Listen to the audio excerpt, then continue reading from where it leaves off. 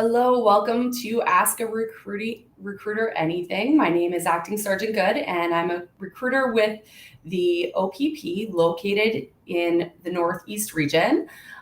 Today, I am joined with Constable Aaron Korslick, who's currently working out of the Provincial Police Academy in Aurelia. Thank you for joining us, Aaron. We're so happy to have you today, and we're really excited to hear about your. So today's topic is transitioning to the OPP, and we're going to be talking about experienced police officers and what the process is like. So my understanding, Aaron, is that you came over from a municipal service to the OPP a few years ago. Can you just kind of tell me about that?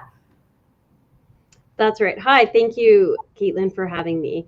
My name's Aaron Korslick. I started with the municipal service in 2005, and I transferred to the OPP in early 2023. So as of February, it will be 3 years officially. My process, it was fairly straightforward. Once I was hired and completed my training, I was initially posted at the Nottawasaga detachment, which was awesome because it was really close to my home, and I absolutely loved the 15-minute commute. And just kind of being in my community, I learned a lot more about my community. When I arrived at the detachment, I essentially was sort of just brought up to speed. I already knew how to be a police officer, but of course I had to learn new equipment and policies and all these things. And then within a couple of weeks, I actually started training recruits because I had quite a few new recruits specifically on my shift at the time. So Nottawasaga detachment was one that was sort of focusing on expanding and bringing up to speed with proper resources and staff. So we had a ton of new staff, which was awesome. And I just fell in love with training. I trained 3 recruits in total within about a 14-month time span. And then I applied to the academy job where I am now, and I'm still training recruits, and I absolutely love it. That's awesome. So I know that you went to the Nottawasaga detachment. Let's talk about applying to the OPP. So I know with the municipal service, were you worried about people finding out that you were applying to the OPP? And what kind of made you want to apply to the OPP and leave your service? So yeah, there was definitely some hesitation. It was something that I thought about for a very long time, and I would encourage people to definitely, the grass is never greener on the other side, as they say. It's the same job, just for a different organization, but there's always going to be reasons why people want to make these types of changes. So in my opinion, it's probably one of the biggest, most important decisions I've ever made. So I did take quite a bit of time to make that decision. Luckily, in the service I was working for, I did have a very good reputation. I did have a lot of great relationships with bosses and supervisors. So I felt fairly confident going to them and telling them sort of earlier on in the process. But I could understand why that's a concern. I would obviously recommend having maybe at least a conversation with someone that you trust within your organization, because you are going to need to provide those names of supervisors for the last 10 years, and you're going to need reference letters and things like that. And obviously, if you're someone like me who's been working for your current service for a long time, then most of those references are going to come from internally, like from within the service you're currently working for. So that's something important to keep in mind. You don't want to be burning bridges. Essentially, like I said, I did talk about it. I was wished luck and all the best, and good for you. We support you. We think this is a great decision for you. So sort of going back on why I decided to, there were a number of reasons for me personally. I did know a lot about the OPP. I had a couple of friends who currently work for the OPP, both who started with the OPP with me 20 years ago. So I've seen them develop throughout their career, and then some fellow officers who transferred over. So I was sort of doing my homework along the way and learning all these great things about the OPP. And then for me, there were so many reasons. Being able to the community that I'm living in or near. Potential for transfer. I have property in the north and northern Ontario. I plan potentially on retiring there. I would like to maybe eventually transfer up that way towards the end of my career. So that was a huge incentive. Just, you know, bringing the pace down in terms of the chaos of the GTA can be a lot. The burnout is a lot. So it was nice knowing that, you know, I was going to be working in, I didn't know which detachment, but all of the ones that I had selected for my 6 options, I felt I would be happy working in a more positive experience. And that was one of the things I did notice right away. I mean, people are waving at me and saying hello. Children are waving. There's no one filming me and telling me to get lost. It was such a lovely change. It was so positive. So yeah, those are some of the reasons that I decided to swap over. And then the application process itself, it was fairly lengthy. I would say it's probably very similar to what a regular civilian would encounter going through the process. It's really not that different. In fact, maybe even a little bit more extensive, because obviously if you've been a police officer for a long time, there's a lot of things that the service you're applying to has to go over and confirm. So be organized, you know, have those conversations ahead of time so that you don't feel overwhelmed with all of these things that you have to do. Because at the time I was working a very, very busy job. I was in a very busy unit. And so I sort of felt like I almost had 2 jobs at the same time. So I really had to prioritize what I was doing. Awesome. That's just talking about going from a busy area where people are constantly filming you to kind of a smaller area close to where you live. That's a huge benefit with the OPP. And like you said, getting the opportunity to transfer throughout the province, because obviously the OPP polices the province of Ontario. So we do police Northern Ontario, Eastern, Western, so all over the province, and getting those opportunities. And I've spoken to a lot of officers that have moved up. I'm in the Northeast region, that have moved up to the Northeast region to retire. So in their last 5 years, they move up to the area.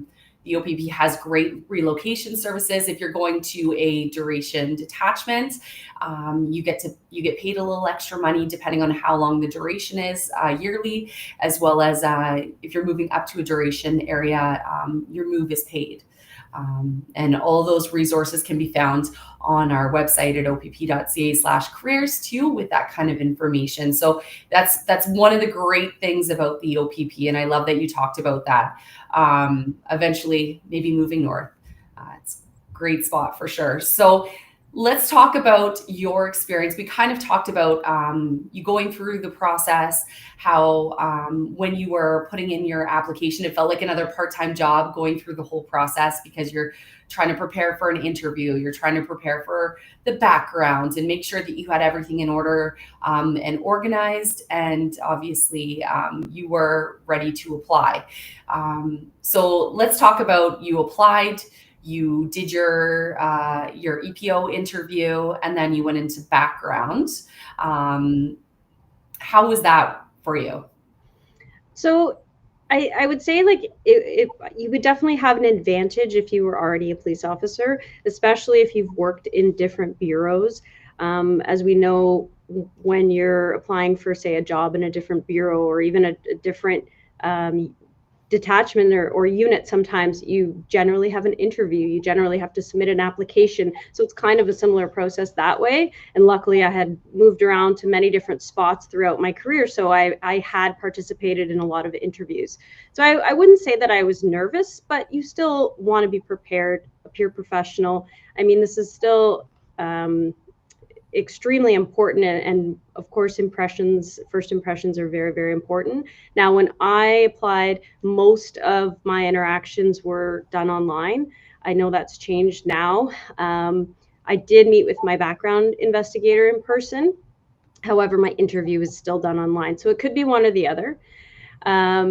So I would say that, yeah, that I definitely had a bit of an advantage, but there was a lot of preparation, you know, knowing, studying, essentially, knowing OPP's values and all of those things are very important. Mission statement, knowing the stats, command staff, really all the same things that you would have done to prepare for your interview with your current service, or really any job that you're applying for, or any career you're applying for, maybe even a university interview. I don't know whether or not there are interviews involving, I know my daughter's just looking at like, scholarships for universities in the future and sort of preparing for that type of stuff. So it's if you're someone watching who is not currently a police officer, this applies to you as well. It's the same type of preparation.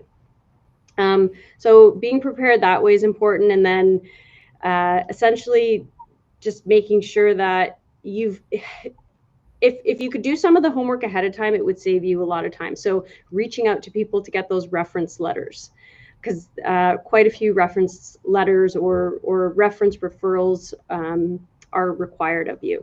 So looking at, friends, past employers, past coworkers, things like that, supervisors, banking information, like starting to collect some of that stuff.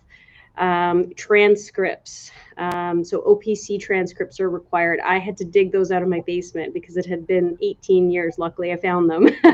So all these things that you want to start to gather ahead of time, so that, because if you do get called to the next stage, you want to have everything prepared. There's always a time frame to submit those documents, and then you move on to the next stage. Awesome. And so you applied. After your application process, you were offered employment with us. Did you get your first pick? I know that's a big question on everyone's mind. Where was Nottawasaga in your choice of detachments? Nottawasaga was my first choice. So I was very happy about that. Now, I will say all of my choices were within 30 minutes, 40 minutes of each other, because I'm in Central Region. I reside in Central Region. There's more options because the detachments are closer together.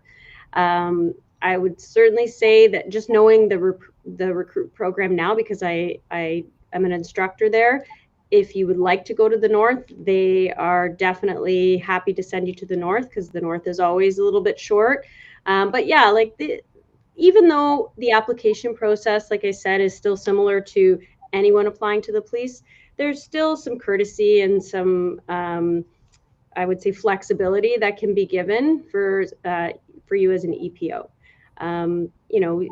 Things like, well, I didn't even touch on it yet, but just the advantages of you having your vacation time transferred over. So that stays the same. So my vacation time remained exactly 200 hours when I transferred to the OPP. So even though technically my seniority level decreased, I still had those vacation hours. My class was the same, so my paycheck remained essentially the same.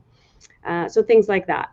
You wouldn't be transferred over at rank. So if you're a sergeant in a municipal service, you would transfer over as a first class, get hired as a first class constable. However, your class rank would remain the same. Awesome. So you transfer over to the OPP, you get Nottawasaga detachment, you head to the Provincial Police Academy for your EPO training. How long was it for you, and how was it for you? Did you know anyone that was in your class, and what kinds of things were you guys learning and doing there at the Provincial Police Academy? So I had a very, very large EPO class. There were 50 of us in total, or I believe 49 actually. So we were actually broken into two groups. I did not know anyone. I met some friends while I was here. Training was 4 weeks in total, which seems like a long time, but it goes by so fast. There is a residence here that's provided for you if you're from out of town. Luckily for me, I live 30 minutes away, so I was able to go home in the evenings. But if you're from out of town, you're of course provided residence.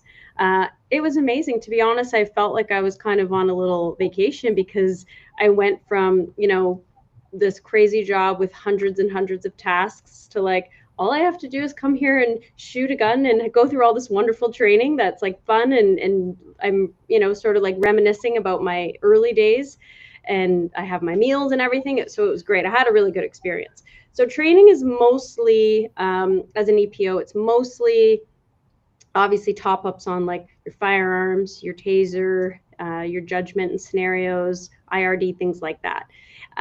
There are some top ups on things like first aid, Indigenous awareness training, HR comes to speak to us, healthy workplace team, trying to think what else, payroll, things like that. But the majority of the training was all, like I said, hands-on, so firearms, taser, DT, scenario-based training, because it's new equipment, right? I'd never worn the type of equipment that I'm wearing, because in Peel my belt was different, and or you might have a different firearm or a different taser model, so you have to retrain on all of these things. So overall, sorry, to answer your question, training was excellent. I loved it.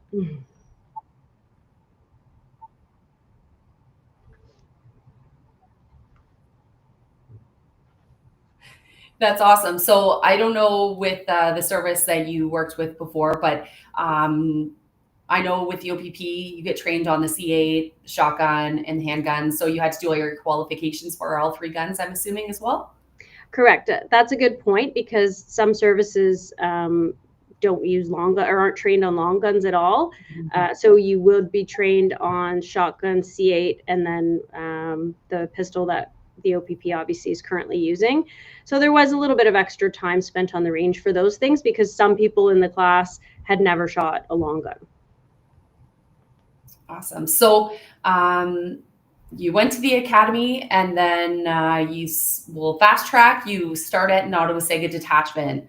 I know you mentioned earlier when you got there, there was an officer there to help you out at the first little bit. Obviously, there's a transition using different computer programs. I know the OPP with Niche RMS. I'm assuming that's something that you would have to learn how to use, but obviously you're educated on other search systems that you would have used with your other police service. So different forms. We call it the OPP way. There's a way that each municipal service does their paperwork and reports, and then there's the OPP way. So that must have taken some time to get used to. It did. I had also been off of the road for about 7 years prior to getting hired by the OPP. So, but it's like riding a bicycle. At first I thought, wow, this feels so foreign being back in uniform again. But by the time I finished my 4 weeks of training, everything was fitting like a glove, and I was, back on the bicycle. So, but starting back on the road, luckily, I had used a lot of the systems. My service did use Niche, although not to the extent that I learned to use it in the OPP. I'm definitely more competent with Niche now. And then also most of the other, like you said, the search engines, Axon was the same. So the camera system, the in-car cameras, the body cameras, most municipal services have all of those same types of equipment. So a lot of that's going to be very transferable. But yes, to top up on that, I was assigned, I would call it a coach officer, someone to ride with for those first few shifts. Most detachments are really great about, obviously, they're so happy to have you with your experience and welcoming you, and they're great about letting you kind of ride with your coach as long as you feel you need to. We already know how to be police officers. We just need that transition period. So for me, it was just the first block. I rode with my sergeant for the first block, and then again, I continued on my own for a bit and then started training. And that was by choice. You wouldn't be expected to start training recruits 2 weeks in. I was just in sort of a unique situation where I was on a platoon that had multiple recruits sent to it at the same time, almost to the point that we had more recruits than regular officers. So because I had 18 years of experience and I had trained recruits with my previous service, I was able to help out with that, and I was happy to do it. But yeah, generally you'll spend at least a block or two with the coach, and then you'll transition on your own, and you get the hang of it pretty quickly. Okay, I know you kind of touched on this earlier. What is the call volume and type of calls like with the OPP versus a municipal service? I know that you mentioned you were off the road for a little bit in some specialized units, but when you're working on the road in a municipal service, what's the difference? What do you notice? Well, of course, it depends on the detachment that you are assigned to. If you work out of Caledon or Orillia detachment, you're still going to be fairly busy in terms of call volume versus going to a quieter detachment, maybe in the north. However, the biggest sort of eye opener for me were the types of calls. So I would say my detachment was in general a slower detachment, but we had busy days. But the call volume was still quite high in terms of the low priority calls. So I came from a service that had a lot, they were just very, very busy. So they had a lot of sort of call diversion type units. So, call comes in through the call taker, and then maybe it doesn't even make it to a dispatcher. It goes right to a call diversion unit. So it's something very minor that another unit can sort of look after just with a phone call, versus in the OPP, most of the calls, because we just don't have that ability through our dispatch and our call taker. So most of those calls will come to our board, and then essentially it's the same thing. We're doing the same thing. We're diverting that call, because a lot of times it's not a police matter. They're just looking for advice or things like that. And then we're making that phone call from our cruiser, which is literally attached to the call. So there were definitely more minor types of complaints and calls and things like that. But again, it's going to highly depend on where you work. I mean, right now I work in Aurelia. Of course, I don't work on the road, but I work with a lot of officers from Aurelia, and most of them have mentioned how busy it is here. And I know, because they've told me stories about it, how intense Aurelia can be. It sounds very similar to one of the municipal services. So, one suggestion that I give people when they're looking to apply to the OPP, because again, we police the province of Ontario. There's going to be a difference in a call in Northwestern Ontario than there is in the GTA in Highway Safety Division.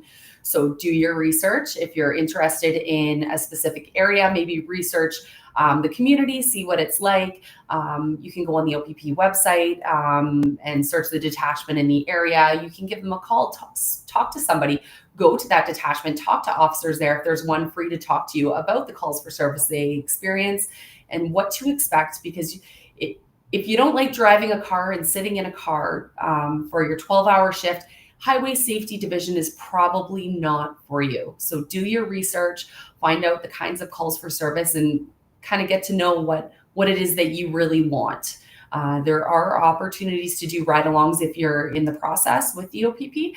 Again, reach out to the local detachment. Some detachments are willing to assist you in letting you go for a ride-along if you are in the process with the OPP. So we have a lot of questions here, Erin. So I'm just going to go right to the bottom and start looking at these questions, trying to answer them. Is there anything that you think that, before I get started and I start looking at them, is there anything that you think would be a valuable piece of information or something that you wish somebody told you before you applied to the OPP? That's a good question. I suppose just do your research. Like, there were a few things that kind of took me by surprise overall throughout the process, in good and bad ways. But you want to be as prepared as possible. Like I said, you're making the biggest decision, one of the biggest decisions of your life. You might have to move, your kids might have to change schools.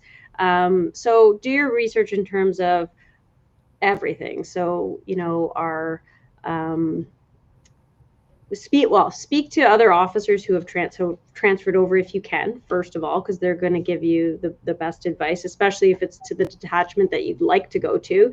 And I would say if you could do a ride along or a walkthrough at the detachment, like you were just saying, that would have been really, really helpful. Just to be completely aware of kind of what you're getting into.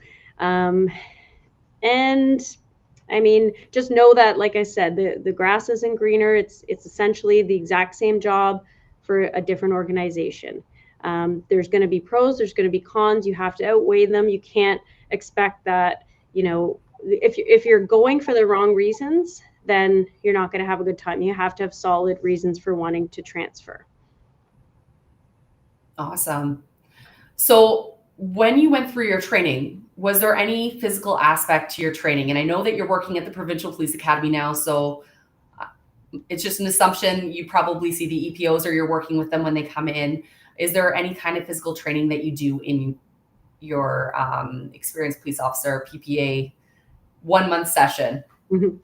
So there is no actual fitness testing or physical training as part of the EPO training or program. Now, um, fitness is highly valued and highly encouraged within this organization. I'm one of the people that pushes it. In fact, I actually currently sort of run the fitness program for our post recruits. So it's extremely important to me. However, as an EPO, really just I think it's because, there's only 4 weeks allotted to that, which is not a lot of time to get you completely up to speed on, like I said, all of the equipment, all of the policy, all of the things that we need to know before we hit the road. So you should be expected at that point, if you've been a police officer for X number of years, to know that fitness is your responsibility. And there are sort of not fitness logs like the recruits get, but there are questions specifically about fitness throughout your application process, and you will be asked details about those questions throughout either your interview or your background stage. So, don't lie about it. Obviously, like you need, if you say, you're completing these types of exercises every week, then that should be something that you're actually doing. Absolutely. And fitness is a huge thing because a career can be long as a police officer. 30 years for a lot of officers. And we want to make sure that we're physically fit. We want to make sure that we can last those 30 years and getting in and out of a cruiser, potentially having to go to calls for service where you might use physical force, things like that. You want to make sure that you're in the best shape that you can. So I see a lot of questions coming in here. It looks like they're coming in and they're disappearing on me for whatever reason. So there was one question about the fitness. We answered that already. I see somebody here has their LFI coming up. Again, every 2 weeks, I suggest get a good sleep before. You can't prepare. Don't stress out about that. Answer whatever comes to your mind first, but make sure first that you get a good sleep the night before, because the testing can take some time. Erin, did you went through the psychological testing when you went through? How was that, being an experienced police officer and going through that again after you've already done it once?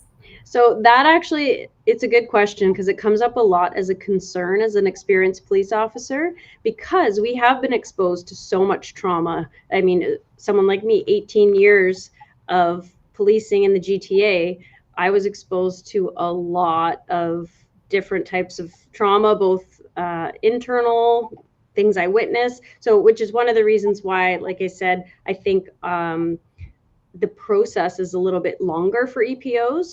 Like personally, my interview was 3 hours, and that's because my file was large, because I had been through a lot of different things, and all of those things have to be touched on. Collisions. Have you been PSA'd? Have you been disciplined? Have there been good things in your file, like letters of recommendation or accommodation? So you go through all of those things. So the thicker your file, essentially, the more there is to talk about. So the psych can be, I think it can cause some anxiety for people, but it's the exact same advice that we give to anyone doing that test. Answer the first thing that comes to mind. Don't second guess yourself. Be consistent in your answers. Obviously, it's just measuring, you're essentially, are you a truthful, reliable person? What is your integrity like? That's what this test is measuring. So just be honest. Awesome. Great words of advice for sure. And obviously you spoke before, you knew the values and the mission and all that stuff before you came on. That was something that you were aware of, and it's something that kind of talked to you, and that's why you were also interested in applying. So I see that there's people asking about when the next OPP class. Yes, we have one that just started in September. That's for regular recruits. And there is one that's going to be in December as well. So if you're currently in the process with us, the next class that we will be hiring for will be the beginning of December. Erin, are you able to see the questions on the side coming up from our? No, you're not able to see them? Okay. No.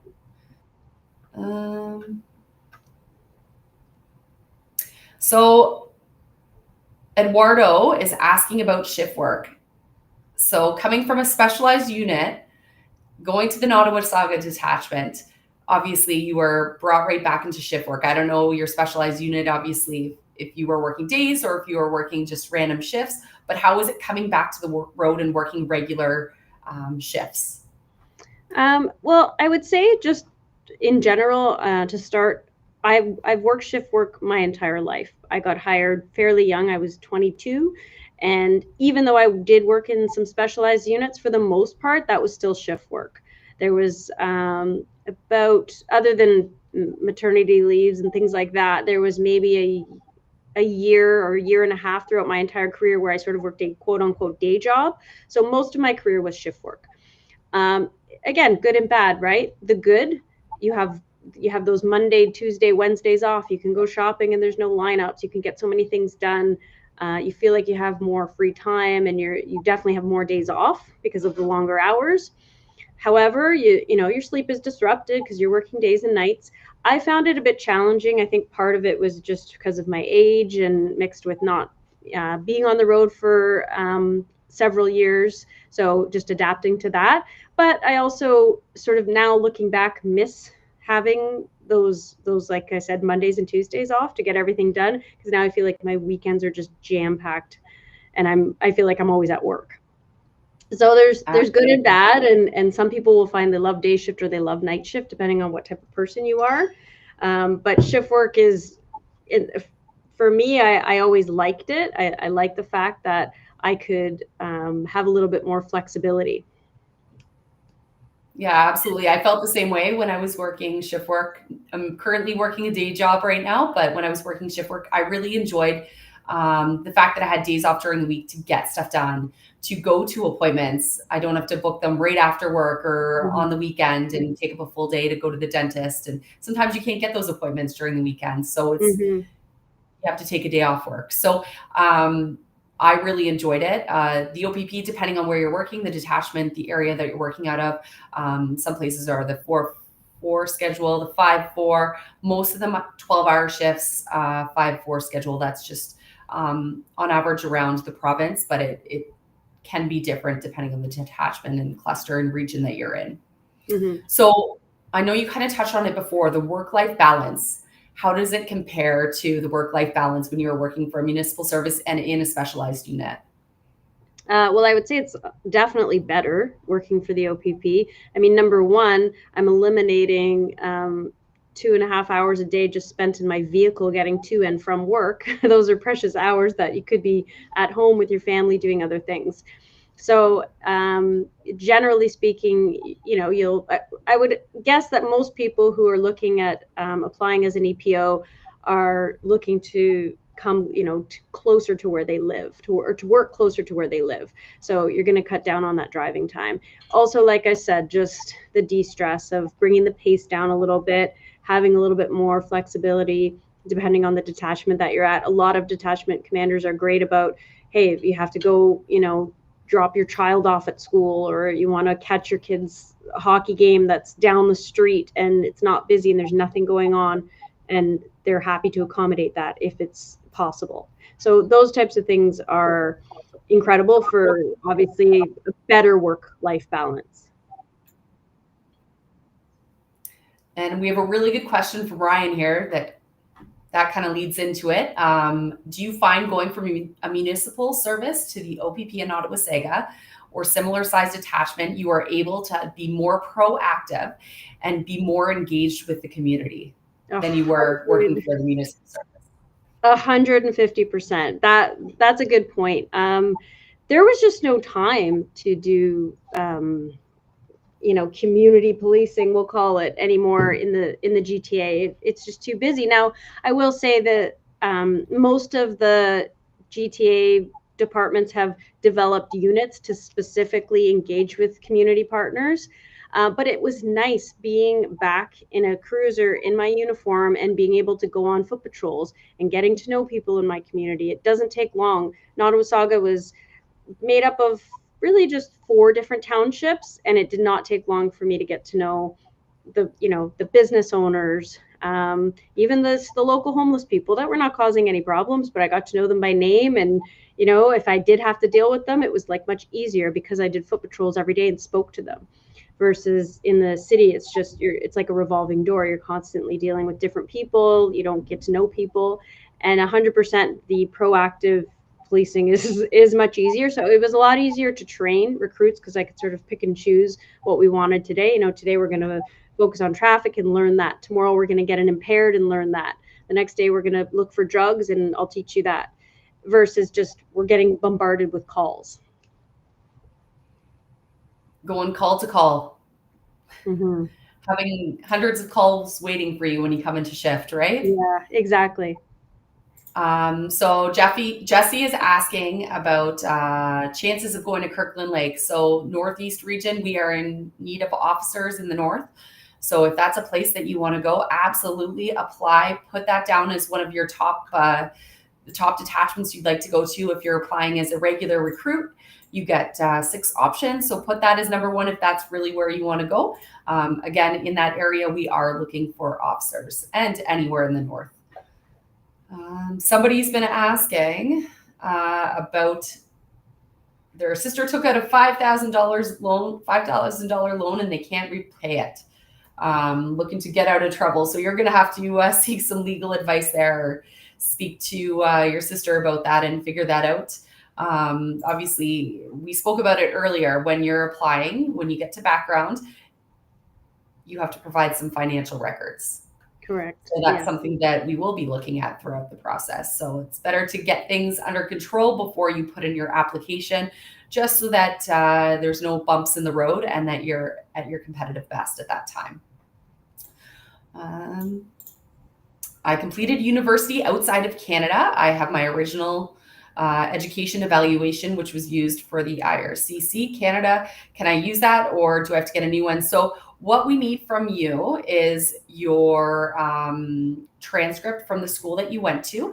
And if it's outside of Canada, then you would need to get it converted, and we would need to see the equivalency to Canadian education. There is a website that you can go on if you just Google it, and you can have that done with your transcript from overseas or just out of the province and out of the country.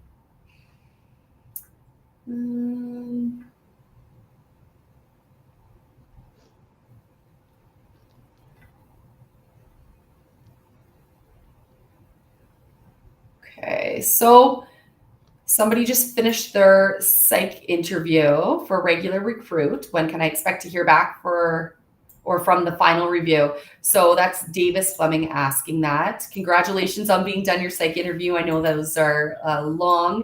Our next class, like I said, is going to be starting the beginning of December if you're a regular recruit. So in the next little bit, probably before November, you should hear if you were successful or not. It does take some time, again, after the psychological. If you're done all the portion of psychological, your background's completed, then you're on to final review and then an offer of employment. So it could take a few weeks, but don't stress out. No news, I say, is good news. So just hang in there, and I'm sure everything will go well.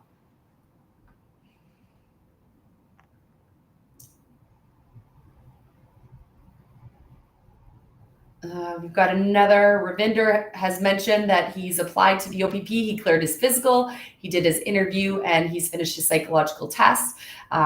He's just waiting to find out before he find out if he passed his psych. So we do not tell you if you've passed your psych or if you have passed the background.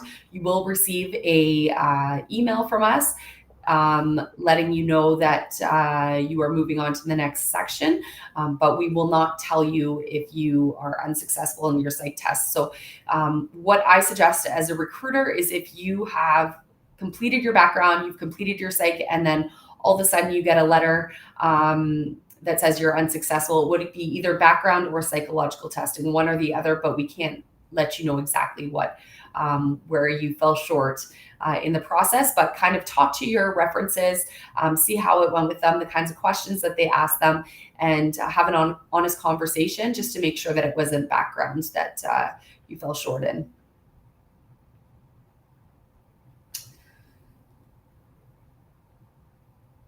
Hey, Sally, thanks for saying you think women cops are better because they have more logic. The question or the comments that we have here today are pretty entertaining, Erin. Too bad I can't see them. I know. I'm sorry. That's okay.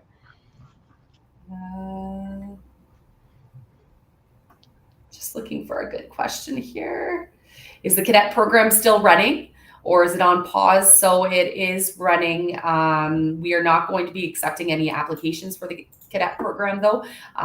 We are going to be looking through officers that have applied as a regular recruit, and that's more than likely where the cadets will be coming from. When we do open up applications, again, I will let you know. This is a great program that we have offered to people that are interested in policing. So, and just are not quite right or ready yet, or not quite sure if this is what they want to do. So it's kind of a stepping stone to get in, and you get assigned a specific detachment that you can work out of. So it is a great program. I totally suggest if we do open it up that that you apply if you're not quite sure yet, but you're almost there.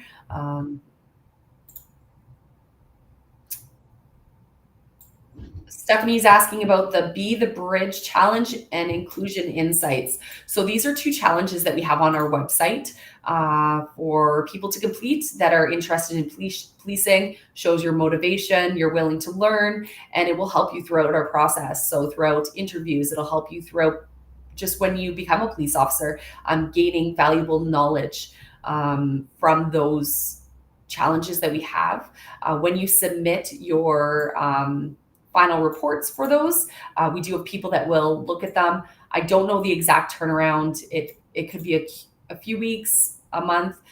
Don't stress out if you haven't got it yet. If you're in the process, let your interviewer or let a recruiter know that you have completed it and that you're just waiting on the certificate. We will be able to find it. And once you do receive it, make sure you upload it to the portal into your application. Oh,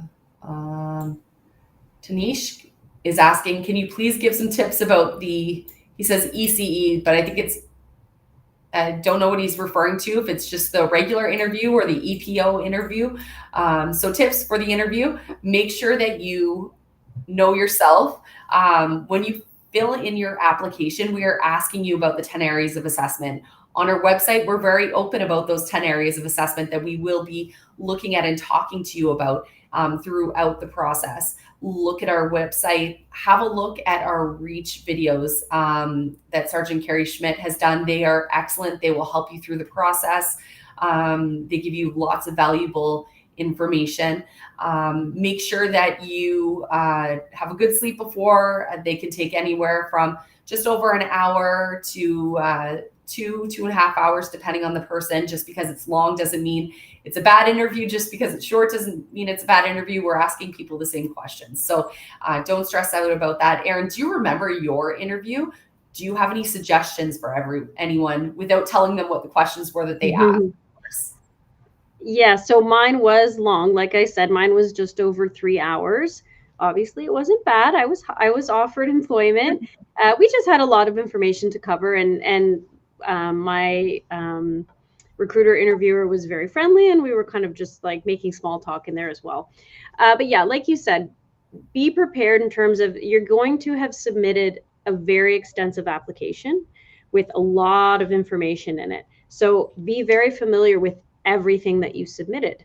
I mean, it should all be truthful and honest. You should obviously not have exaggerated anything or put any false information in the application, because if you did, that's probably going to come up. I mean, you're going to be asked about essentially they're going through your application as an EPO as well. So if you're honest and you're just kind of putting all the good stuff in there about yourself, then it will be easy to talk about it and to talk about those experiences. If something does come up that you think, oh, maybe I shouldn't disclose this, be honest. Don't lie, because they will find out the truth, and then you're not going to be offered employment because obviously your integrity is a risk. So I would say just be truthful. It's better to be truthful about something that maybe you think like, oh, I don't know if I should say this, because integrity is very, very important. Absolutely. Throughout the whole process, it is from the minute that you put in your application, through the interview, through the background. Um, that's huge to us. So make sure that everything you put down is truthful, and we want to see that you have good integrity. So we have a question from JT. Uh, Asking about the process. Is the schedule all the same throughout the province of Ontario and throughout the OPP? No, it's not all the same. If there's a specific detachment that you want to work at, maybe contact them. Um, there are some other questions, but it just skipped out on my screen here. So he was also asking just about the process and how it was for you. So obviously it went well. You were very lucky. You got hired on right away. Let's talk about the record of discipline that you've had from your other service. So my understanding is when you apply as an EPO, you have to provide performance evaluations from your current service.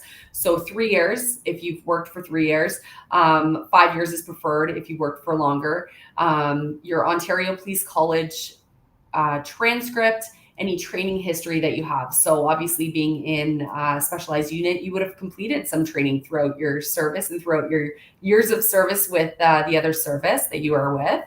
Any on-duty motor vehicle collisions. That's something that you want to talk about too. And we will be asking you about them. Again, that's experience in driving, and sometimes it's not your fault. Sometimes it is. Just talk about what happened. We're here to listen and to just gain all the information as we can from you, and then look at it after and decide if you're ready to be hired on by the OPP, or if you need some time maybe. Awards, letters of recommendation, some letters of reference, all those kinds of things you need to make sure that you get together when you're applying. Our application process is done online, start to finish. Mm-hmm. So that means that you can actually submit your whole application on our website, and upload all these forms. It's step by step. When you did it, Erin, it was all online, correct?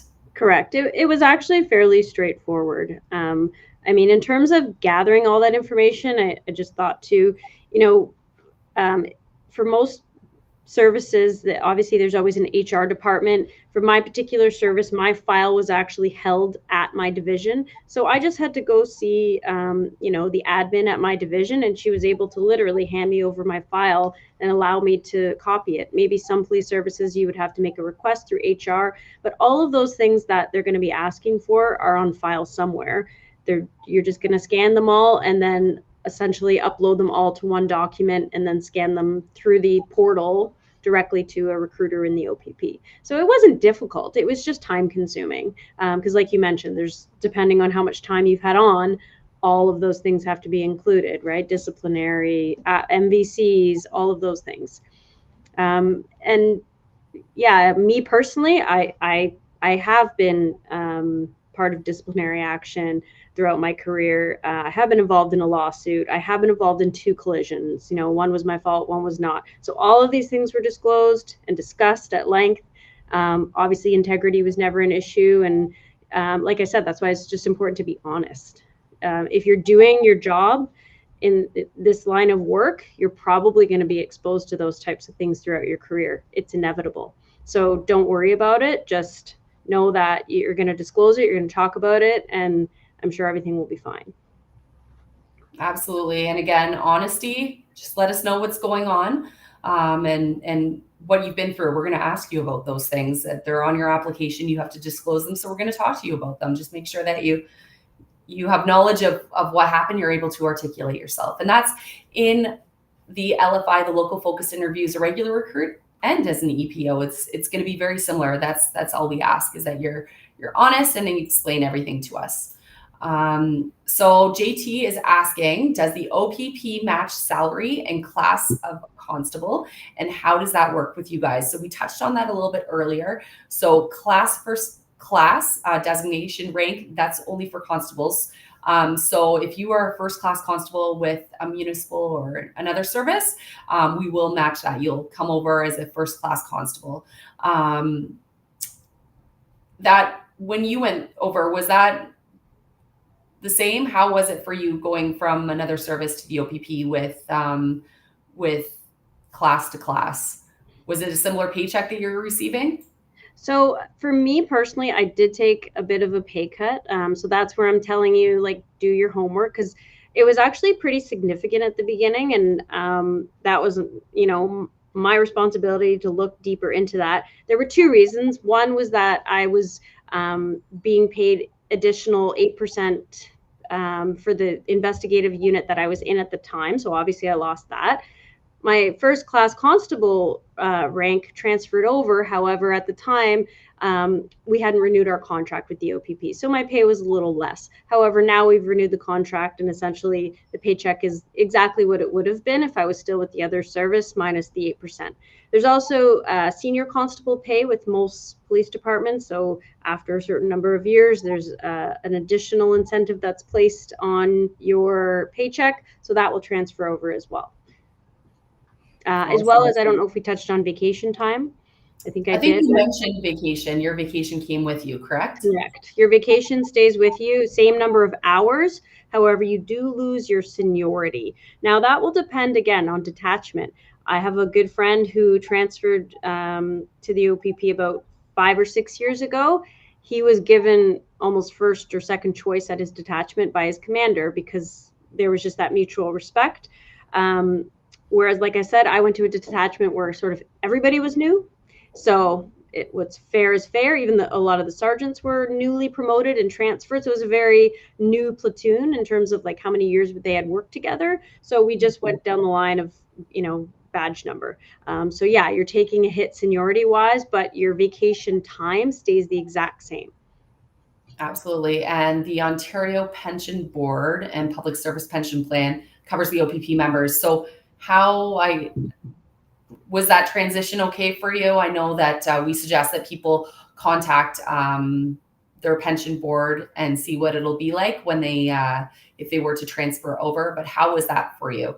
So that was a little bit of a challenge. That's again where I would suggest doing your homework. So most municipal services have their pension through OMERS, and then obviously ours is through the Ontario Pension Board. So I would suggest calling and getting, basically you can ask for, like if say, for example, if you're with OMERS, you could ask for a quotation for what you would be paid, what your pension is worth, essentially.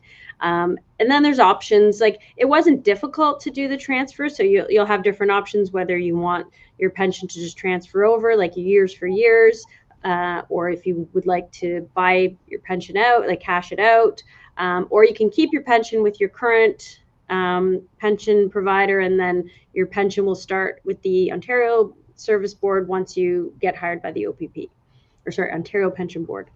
So you kind of have different options depending on what you want to do, but I would highly recommend to contact both of those agencies ahead of time and find out exactly what your options are so you're not surprised. Absolutely. It sounds like the moral of the story today is do your homework, reach out to your service, find out how this will affect your pension, reach out to the Ontario Provincial Police, the pension that we have, and see how things will go. And do your homework with the detachment that you want to go to. Figure out where you want to go. Call the detachment, let them know that you're a regular recruit or an EPO, that you're in the process, that you'd like to go check it out, maybe do a walkthrough. Sometimes they're open to you doing that. And sometimes you're already working in the area. If you're with the municipal service, you could be actually working in the area where the police or the OPP detachment is that you want to go to. So maybe you could go do a walkthrough while you're on duty. Who knows?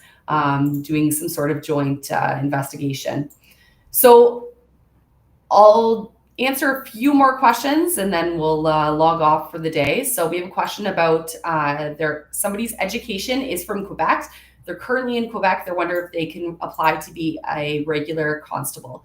Absolutely, you can. We've got tons of officers that are from Quebec that lived in Quebec, that live just across the border and come into Ontario for work. So absolutely, you can apply. You can apply from anywhere in the world to be a police officer in Ontario, as long as you have your permanent residency or you are a Canadian citizen. So those are the two stipulations and two minimum requirements when applying. Okay, so there was one other question that I'd read earlier. It was about working for the OPP. If the OPP finds you housing, the OPP will not find you housing, but if you reach out, if you get offered employment with the OPP, if you are in certain communities, such as ones in the Northeast and Northwest, reach out to the detachment, see if officers there are aware of any apartments, any houses that are for sale for rent, rooms. And we do have some government housing in the northern communities. So you can also ask if there is an opportunity to rent one of those houses and if there's an opening. But the OPP does not pay for you to live there. You will have to pay your monthly rent. So we'll end it off with that today, Erin. So do you have one last word of advice for somebody that's applying to the OPP, whether it's a regular recruit or an experienced officer? I know that you deal with regular recruits daily working at the Provincial Police Academy and training. So do you have one word of advice for somebody that's going through the process or that's going to be arriving at the Provincial Police Academy for the first day? I would just say be prepared. And when I say be prepared, and maybe some people are thinking, well, how do I do that? You've attended this session, right? So things like that. Doing your homework just like you did in school. There's so much information that's available to us. We just have to look for it. So ask questions, do tours at the detachment if you can, ride-alongs if you can. Make sure you're fit and you're ready, because that's a big issue, and it's so important. Being prepared will take the stress off. It's a stressful experience, especially as a new recruit. Obviously, as an EPO, there are still some stresses involved because it's new.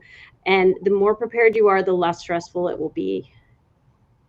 That's really the only thing that I can really say that I think would help. I think those are great words of advice and suggestions for somebody going through the process and attending the Provincial Police Academy for their first day as an OPP officer, recruit in training. So again, Erin, I want to thank you so much for joining us today. You provided everyone with some valuable information, and I look forward to meeting you when I come down to the Women's Bound event on the 3rd of October in Orillia. So again, thank you for joining us. And I'd like to say thank you for everyone on Facebook, Instagram, YouTube for joining us today.